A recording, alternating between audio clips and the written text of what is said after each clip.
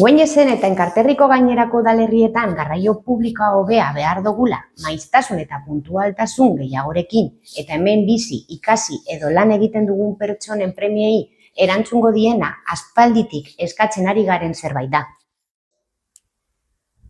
Horregatik, EH Bildu, Karrantza Zabala, Balmasedako Kli eta Zaiabai talde independienteekin batera, mugikortasunari buruzko ikerketa bat bultzatu zuen mankomunitatean.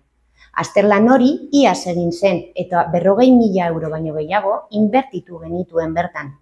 Azterlan horren helburua zen mahai gainean jartzea genituen garraio konponbideak, benetako beharrak antzematea, hobekuntzak proposatzea eta proposamenak ezartzen joatea.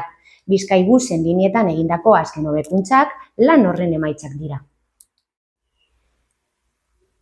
Garraioaren eremua Bizkaiko Foru Aldundiaren eskumena dela ulertuta, astebururo autobus bat izango genuela esan zutenek, ogasun batzordean onartu zen bezala, proposamen horren ordez, asteburuak jarri behar izan zituzten osoko bilkuran, ez baitzuten iragarritakoa betetzerik izan.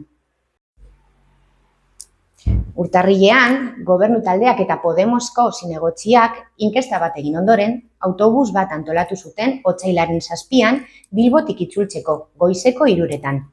Zerbitzu horretan 17 pertsonak hartu zuten txartela eta azkenean 10 erabili zuten autobusa.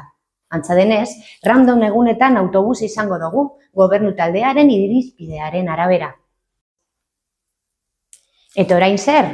EH Bildu Güeñesetik uste dugu beharrezkoa dela garraioa hobetzea. Gaueko garraioa aisialdirako ere bai, jakina, sistema hori ez da egokia. Horregatik, Güeñesko udaleko gobernu taldeari eskatzen diogu errespeta dezala lantzen ari garen esparrua, mankomunitatea. Eskualde osorako garraio publikoa egokia ezarri ahal izateko. Eusko Jaurlaritzarekin eta edo Aldundiarekin adostuta. Hortik aparte, esaten den guztia gezurra edo erdiegiak dira.